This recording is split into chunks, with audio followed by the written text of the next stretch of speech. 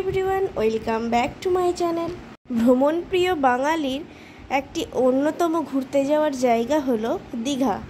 হাওড়া থেকে দীঘা আসার জন্য কিন্তু অনেক ট্রেনই অ্যাভেলেবেল আছে। এছাড়া তোমরা নিজেদের গাড়ি, বাইক, বাসেতেও আসতে পারো। তো এসেই আমাদের একটা চিন্তা থাকে যে কোথায় থাকবো, কোথায় খাবো। তো আমি একটা হোটেলের সন্ধান দিয়ে দিই। এটা হচ্ছে সোনার বাংলা হোটেল। এটা হচ্ছে নিউ দীঘাতে। তোমরা এই হোটেলে থাকতে পারো। আমি রিসেন্ট কদিন আগেই থেকেছি, খুব ভালো। আর খাওয়া দাওয়া তোমরা ভুড়ি ভোজাতে করে নিতে পারো। একটু এগিয়ে গিয়ে জাহাজ বাড়ির কাছে হোটেলটা। তো তারপর খাওয়া দাওয়া করে একটু রেস্ট নিয়ে তোমরা বিকেলে চলে আসতে পারো উদয়পুর সমুদ্র সৈকতে। এখানে বিকেলেতে বেশ জমজমাটি পরিবেশ থাকে। তো এখানে কিছুক্ষণ ঘোরাফেরা করে তোমরা চলে যাবে তালসারি বিচ মার্কেটে একটু ঘোরাফেরা করে নিয়ে চলে যাব লাল কাঁকড়া দেখার উদ্দেশ্যে। এইখানে যে নৌকাগুলো দাঁড়িয়ে আছে এগুলো কিন্তু জোয়ারের সময় যায়। আর এখন যেহেতু ভাটা ছিল তাই নৌকা যাবে না, তাই বাইকে করেই আমরা যাচ্ছি তালসারি লাল কাঁকড়া বিচ দেখতে। বাইকে করে যাওয়ার জন্য আমাদের কিন্তু মাথা পিছু 100 টাকা করে ভাড়া নিয়েছিল।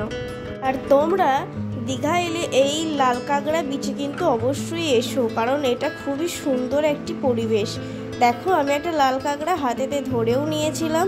তো সেটাকে এবার ছেড়ে দেবো, কারণ ওদেরকে বেকার ধরে রেখে কোনো লাভ নেই। আর সূর্যাস্তটা হচ্ছিল, এত সুন্দর লাগছিল এই দীঘার পাড়ে ঘুরতে। আমার তো খুবই ভালো লাগে এই নির্জন জায়গায়। আর তোমরা যদি জোয়ারের সময় আসো তাহলে কিন্তু তোমরা এই বোটে করে কিন্তু যেতে পারো আরেকটা দ্বীপে। সেখানেও প্রচুর লাল কাঁকড়া আছে। তো আমার কিন্তু দুটো রাইডই করা হয়ে গেছে। আর এখানটা তো দেখো কত অসংখ্য লাল কাঁকড়া আছে ঝাঁকে ঝাঁকে। তো পায়ের আওয়াজ পেতে না পেতেই কিন্তু ওরা ছুটে পালাচ্ছিল গর্তের মধ্যে। তো ওখান থেকে ঘুরে এইবার আমরা চলে যাব ঢেউসাগর পার্কে। আর যেহেতু সামনেই জগন্নাথ মন্দির উদ্বোধন হয়েছে, তাই পুরো দীঘা শহরটা কিন্তু আলোকসজ্জায় সেজে উঠেছে। এত সুন্দর লাগছিল সন্ধ্যার পরিবেশে দীঘা শহরটাকে। তো এই দীঘাতে খুব ভালোভাবে ঘোরার জন্য কিন্তু তোমাদের 2 রাত্রি 3 দিন থাকতে হবে। আর তোমাদের কাছে যদি অত ছুটি না থাকে তোমরা কিন্তু 1 রাত্রি 2 দিনের মধ্যেও ঘুরে নিতে পারো। সেখানে তোমরা যদি ট্রেনে করে আসো বা বাসে করে আসো, এখানে তোমরা অটো বা টোটো রিজার্ভ করে নেবে।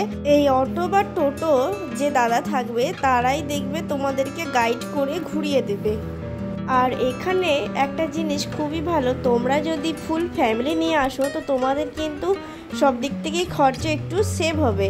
কারণ এখানে 2 জন ঘুরতেও যা ভাড়া নেবে ওরা, তো তোমরা যদি 4 জন 5 জন 8 জন থাকো তাতেও কিন্তু সেমই ভাড়া পড়বে।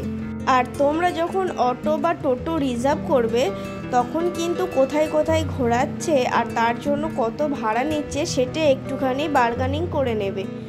আর তোমরা যদি দীঘার জগন্নাথ মন্দিরের কাছাকাছি কোনো হোটেলে থাকতে চাও তো তোমরা সেটাও থাকতে পারো। তোমরা জগন্নাথ মন্দিরের থেকে একটুখানি কাছেই অঞ্জলি গেস্ট হাউস, সেখানেও কিন্তু তোমরা থাকতে পারো। ওর রুমগুলো কিন্তু খুবই সুন্দর আর ভাড়াও কিন্তু অনেক কম। ওখান থেকেও কিন্তু সমুদ্র 1 মিনিট দূরে। আর আমরা যে হোটেলে ছিলাম সেখান থেকেও কিন্তু 1 মিনিট দূরে। তো তারপর 20 টাকা টিকিট কেটে আমরা চলে এলাম ঢেউসাগর পার্কে ঘুরতে।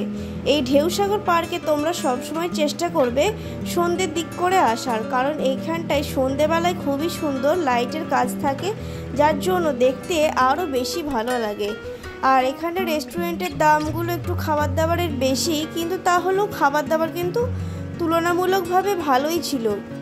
তো তারপর এবার আমরা ঢেউসাগর পার্কটাকে বেশ ভালোভাবে ঘুরবো আর এখানে একটু সময়ও কাটাবো, কারণ এখানটা সমুদ্রের পাড় থেকে এত সুন্দর হাওয়া দেয়, এখানে বসলে আর উঠতেই মন চায় না, মনে হয় যেন ঘন্টার পর ঘন্টা এখানেই বসে থাকি। তো ওখানে কিছুক্ষণ ঘোরার পর আমরা চলে এসেছিলাম রুমে দিয়ে। তারপর ভোরবেলা উঠে আমরা বেরিয়ে পড়েছিলাম চন্দনেশ্বর মন্দির যাবার উদ্দেশ্যে। দীঘার প্রত্যেকটা জায়গারই কিন্তু আলাদা আলাদা পার্ট করে ভিডিও আমার চ্যানেলে আছে, তোমরা যদি চাও তো সেটা দেখে নিতে পারো।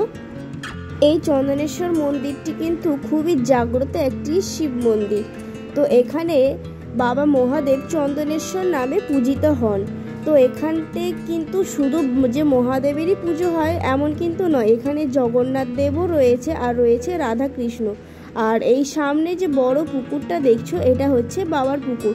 এখানে পা ফা ধুয়ে তোমরা মন্দিরের ভেতরে প্রবেশ করবে, পুজো দেবে। আর এই যে নন্দী মহারাজ আছে, এখানে তোমাদের মনস্কামনা পূরণ করার জন্য বলবে কানে কানে।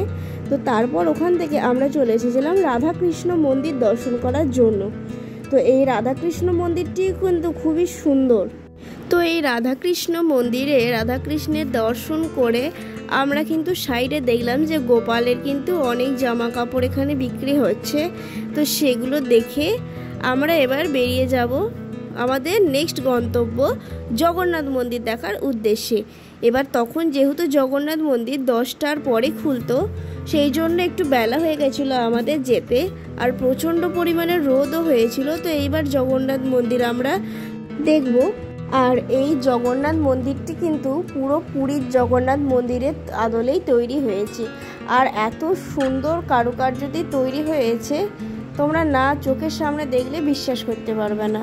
তো এখানে কিন্তু পদ্ম পুকুরও ছিল, কিন্তু তখন পদ্ম ফুল ধরেনি। আর এইবার আমরা জগন্নাথ মহাপ্রভুর দর্শন করে বাইরের মন্দিরটি একটুখানি ঘুরে নিয়ে বেরিয়ে যাব। আর এখানে কিন্তু অনেক নয়নতারা ফুলেরও গাছ ছিল, যেটা আমাদের ওখানে এত রকমের দেখা যায় না, 2-1 রকমের হয়তো থাকে। দীঘার এই জগন্নাথ ধামের ফুল ভিডিও কিন্তু আমার চ্যানেলে দেওয়া রয়েছে, তোমরা চাইলে গিয়ে দেখে নিতে পারো। সেখানে সমস্ত তথ্যও দেওয়া আছে জগন্নাথ মন্দিরের নতুন খোলার সময়।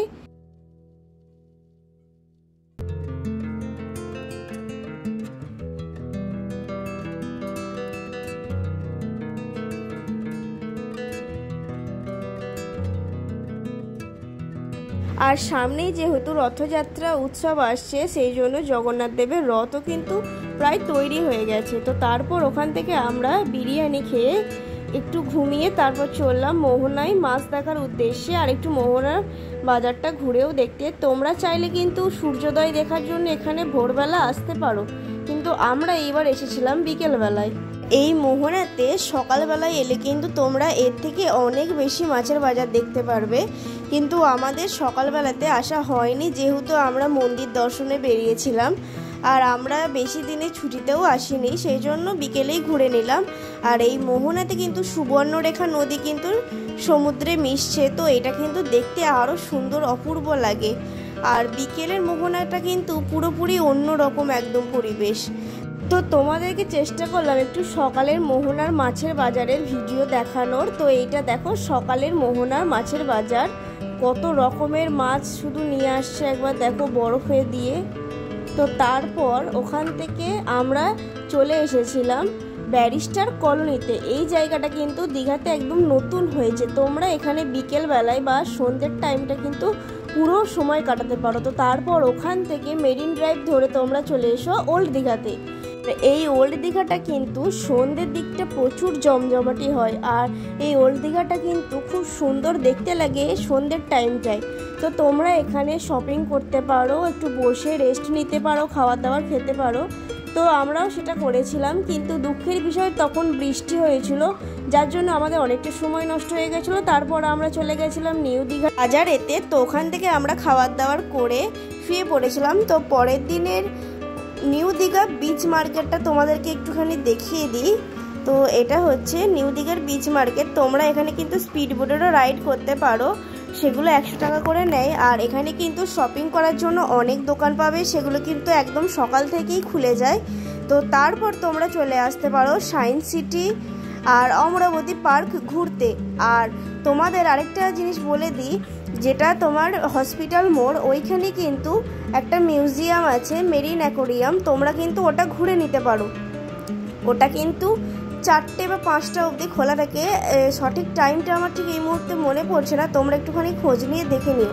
তারপর জাহাজ বাড়ি আমরা ঘুরে নিয়ে চলে এসেছিলাম সায়েন্স সিটি, শঙ্করপুরে একটুখানি সামান্য ঘুরে নিয়েছিলাম। আর তাজপুর গেছিলাম, কিন্তু ওই টাইমে প্রচুর বৃষ্টি হওয়ার কারণে আমি ভিডিও করতে পারিনি। আর মেঘের অবস্থা তোমরা আশা করি দেখতেই পাচ্ছ এখানে কি অবস্থা, পুরো আকাশ কালো হয়ে আছে। আর এই বৃষ্টির টাইমে সমুদ্রটাকে দেখতে যে অসাধারণ লাগছিল, মানে এটা নিজের চোখেতে না দেখলে তোমরা বিশ্বাস করতে পারবে না। তো তারপর আমরা চলে এসেছিলাম নয়াকালী মন্দির দর্শন করতে। তো নয়াকালী মন্দির দীঘাতে কিন্তু প্রচুর ঘোরার জায়গা আছে, আমি যতটা পেরেছি কভার করলাম, আশা করছি নেক্সট বারে পুরোটা কভার করব। ভিডিওগুলো ভালো লাগলে চ্যানেলটাকে সাবস্ক্রাইব করে দিও প্লিজ। বাই।